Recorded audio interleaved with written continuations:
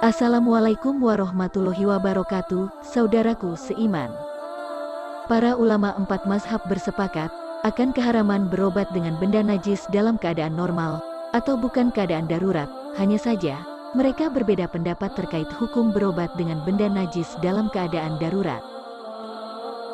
Pertama, ulama mazhab Maliki, ulama mazhab Hanbali, dan mayoritas ulama mazhab Hanafi menegaskan, berobat dengan benda najis hukumnya haram. Syekh Ibnu Abidin dari mazhab Hanafi menuturkan, pendapat mazhab Hanafi tidak boleh berobat dengan benda haram. Sumber, Ibnu Abidin, Radul Muhtar ala Aduril Muhtar, Juz 5, halaman 249. Sedangkan Syekh Al-Hattab dari mazhab Maliki menyebutkan, adapun memakannya, benda najis, dan berobat dengannya pada tubuh bagian dalam, disepakati keharamannya, sedangkan berobat dengan hammer dan benda najis pada tubuh bagian luar, Musanif menceritakan dalam kitab At-Taudi dan kitab lainnya, dalam masalah ini ada dua pendapat, pendapat yang masyhur, hal itu tidak boleh. Sumber, Al-Hattab, Mawahibul Jalil, Juz 1, halaman 393-394. Senada dengan kedua ulama tersebut, Syekh Ibnu Qudamah dari mazhab Hanbali menulis, dan tidak boleh berobat dengan benda haram, dan berobat dengan sesuatu yang mengandung benda haram. Sumber, Ibnu Qudamah, Al-Mughni, Juz 12, halaman 500.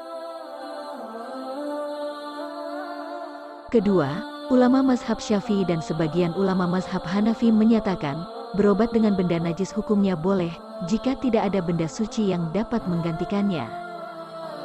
Imam An-Nawawi dari mazhab Syafi'i menyebutkan, sesungguhnya berobat dengan menggunakan benda najis dibolehkan, apabila belum menemukan benda suci yang dapat menggantikannya. Apabila telah didapatkan obat dengan benda yang suci, maka haram hukumnya berobat dengan benda-benda najis, tanpa ada perbedaan pendapat tentang hal ini. Inilah maksud dari hadis, sesungguhnya Allah tidak menjadikan kesehatan kalian pada sesuatu yang diharamkan atas kalian. Maka berobat dengan benda najis menjadi haram apabila ada obat alternatif yang tidak mengandung najis, dan tidak haram apabila belum menemukan selain benda najis tersebut.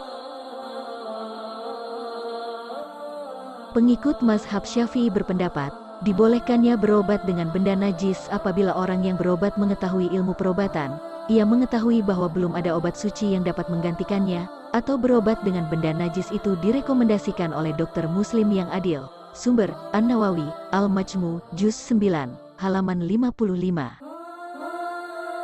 Sedangkan Imam Izzuddin Ibnu Abdissalam dalam kitab Qawaidul Ahkam fi Masolihil Anam menuturkan, boleh berobat dengan benda-benda najis jika belum menemukan benda suci yang dapat menggantikannya, karena maslahat kesehatan dan keselamatan lebih diutamakan daripada maslahat menjauhi benda najis. Sumber, Izzuddin Ibnu Abdissalam, Qawaidul Ahkam fi Masolihil Anam, Juz 1, halaman 146.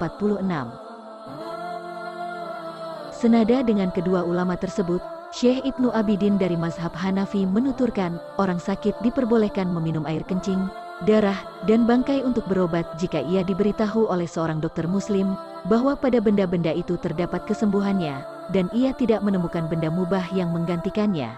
Sumber, Ibnu Abidin, Radul Muhtar ala Aduril Muhtar, Juz 5, halaman 357. Dengan demikian, dapat disimpulkan bahwa para ulama empat mazhab bersepakat akan keharaman berobat dengan benda najis dalam keadaan normal. Namun, mereka berbeda pendapat tentang hukum berobat dengan benda najis dalam keadaan darurat. Ulama mazhab Maliki, ulama mazhab Hanbali, dan mayoritas ulama mazhab Hanafi mengharamkannya, sedangkan ulama mazhab Syafi'i dan sebagian ulama mazhab Hanafi membolehkannya.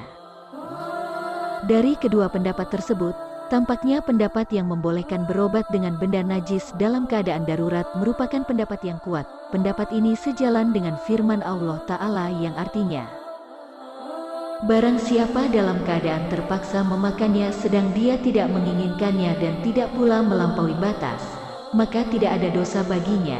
Al-Baqarah 173.